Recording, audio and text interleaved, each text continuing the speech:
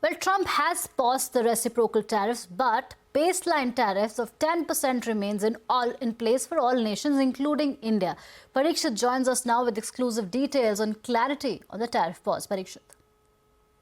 In a major reprieve for markets worldwide, US President Donald Trump has imposed a 90-day pause on the reciprocal tariffs for all nations except China. In the case of China, the tariffs have been hiked to as high as 125%. The list of countries getting a reprieve also includes India. But this is not a blanket reprieve. The baseline tariff of 10%, which came into effect for all nations on the 5th of April, will continue. It is only the additional tariff which had come into effect on the 9th of April, including the 16% additional tariff for India, that has been put on the back burner for the next 3 months. India is still hopeful of getting an early trade deal. In fact, we hear from sources that the government is looking at concluding a deal in tranches. And while there was a plan to have a bilateral trade agreement in place by September or October this year, when Donald Trump visits India, it's quite possible that we may have an early harvest deal in the next 3 to 4 months. And the hope is that this would put an end to the reciprocal tariffs completely. Now, coming to other nations, the Chinese tariffs will be as high as 125%.